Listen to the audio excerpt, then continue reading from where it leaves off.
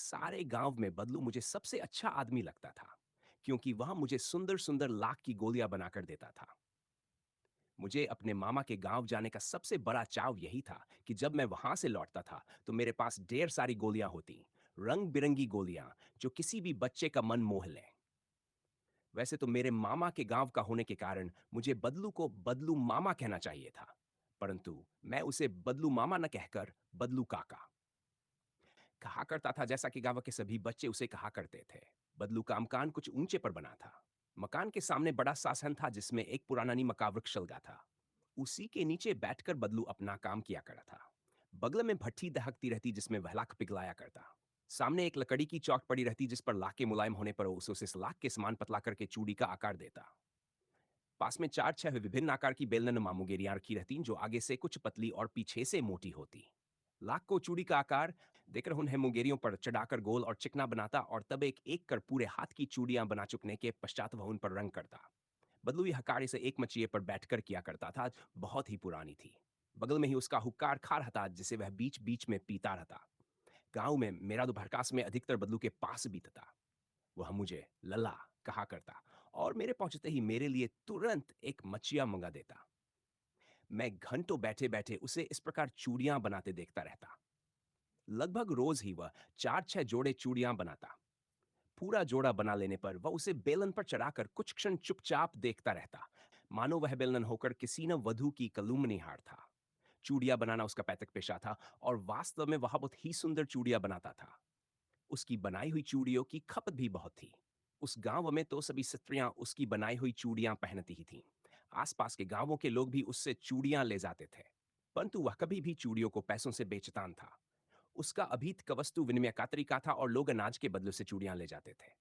बदलू स्वभाव से बहुत सीधा था। मैंने कभी भी उसे किसी सेज गढ़ते नहीं देखा। हाँ, शादी विवाह के अवसरों पर वह अवश्य जिद पकड़ लेता था। जीवन भर चाहे कोई उससे मुफ्त चूड़ियां ले जाए, परंतु विवाह के अवसर पर वह सारी कसर निकाल लेता था। आखिर सुहाग के जोड़े का महत्व ही और होता है। मुझे याद है, मेरे मामा के यहाँ किसी लड़की के विवाह पर जरा सी किसी बात पर बिगड़ गया था और फिर उसको मनाने में लोहे लग गए थे। विवाह में इसी जोड़े का मूल्य इतना बढ़ जाता था कि उसके लिए उसकी घरवाली को सारे वस्त्र मिलते, ढेरों अनाज मिलता, उसको अपने लिए पगड़ी मिलती और रुपए जो मिलते सो अलग। यदि संसार में बदलू को किसी बात से चिढ़ थी तो वह थी कांच की चूड़ियों से। यदि किसी भी स्त्री के हाथों में उसे कांच की चूड़ियां दिख जाती तो वह अंदर ही अंदर खुद उठता और कभी कभी तो दो चार बातें भी सुना देता। मुझसे तो वह घंटों बातें किया करता। कभी मेरी पढ़ाई के बारे में पूछता, कभी मेरे घर के बारे में और कभी यूं ही शहर के जीवन के बारे में। मैं उससे कहता कि शहर में सब कांच की चूड़ियां पहनते हैं तो वो उत्तर देता, शहर की बात और है लला, वहां तो सभी कुछ होता है। वहां तो औरतें अपने मर्द का हाथ पकड़कर सड़कों पर घूमती भी हैं और फिर उनकी कलाइयां नाजुक होती हैं ना, लाख की चूड़ियां पहने तो मोच ना जाए। कभी कभी बदलू मेरी अच्छी खासी खातिर भी करता। जिन दिनों उसकी गाय के दूध होता वह सदा मेरे लिए मलाई बचाकर रखता और आम की फसल में तो मैं रोज ही उसके यहां से दो चार आम खा आता। परंतु इन सब बातों के अतिरिक्त जिस कारण वह मुझे अच्छा लगता है वह था कि लगभग रोज ही वह मेरे लिए एक दो गोलियां बना देता। मैं बहुधा हर गर्मी की छुट्टी में अपने मामा के यहाँ चला जाता और एक आधम ही ने वहां रहकर स्कूल खुलने के समय तक वापस आ जाता। परंतु 2-3 बार ही मैं अपने माँ के यहाँ गया होऊँगा तभी मेरे पिता की एक दूर के शहर में बदली हो गई और एक लंबी अवधि तक मैं अपने मामा के गाँव वनजास का। लगभग 8-10 वर्षों के बाद जब मैं वहाँ गया तो इतना बड़ा हो चुका था कि लाठी गोलियों में मेरी रुचि नहीं रह गई थी। अतः गाँव में होते हुए कई दिनों तक मुझे बदलू का ध्यान आया। इस बीच मैंने देखा कि गाँव में लगभग सभी स्त्रियाँ काँच की चूड़ियाँ पहने हैं। विरले ही हाथों में मैंने लाख चूड़ियाँ देखीं। तब एक दिन सहसा मुझे बदलू का ज्ञान हो आया। बात यह हुई कि बरसात में मेरे मामा की छोटी लड़की आंगन में फिसलकर गिर पड़ी और उसके हाथ की कांच की चूड़ी टूटकर उसकी कलाई में घुस गई और उससे खून बहने लगा। मेरे मामा उस समय घर पर न थे। मुझे ही उसकी मरहम पट्टी करनी पड़ी। तभी सहसा मुझे बदलू का ज्ञान हो आया और मैंने सोचा कि उससे मिलाऊं।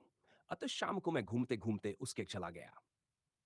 लूहीन चबूतरे पर नीम के नीचे एक खाट पर लेटा था। नमस्ते बदलू काका। नमस्ते भैया। उसने मेरी नमस्ते का उत्तर दिया और उठकर खाट पर बैठ गया, परंतु उसने मुझे पहचाना नहीं और देर तक मेरी ओर निहारता रहा। मैं हूं जनार्दन काका, आपके पास से गोलियां बनवा कर ले जाता था। मैंने अपना परिचय दिया। बदलू फिर भी चुप रहा, मानो वह अपने स्मृति पटल पर अतीत के चित्र उतार रहा हो। और फिर वह एकदम बोल पड़ा, आओ आओ लला, बैठो। बहुत दिन बाद गांव आए। हाँ, इधर आना नहीं हो सका काका, मैंने बैठते हुए उत्तर दिया। कुछ देर फिर शांति रही।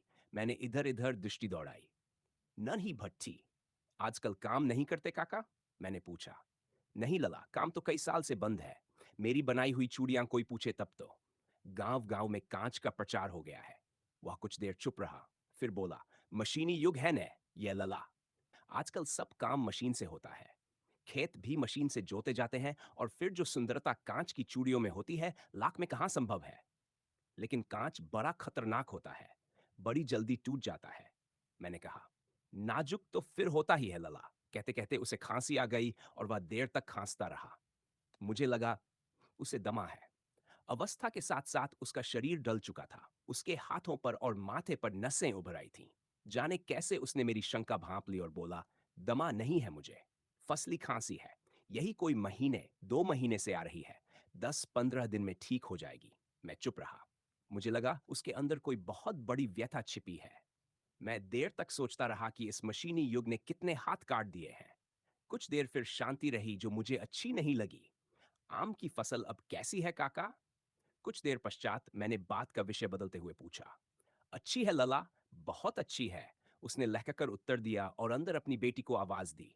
अरे रज्जो, लला के लिए आम तो ले आ। फिर मेरी ओर मुखातिब होकर बोला, माफ करना लला, तुम्हें आम खिलाना भूल गया था।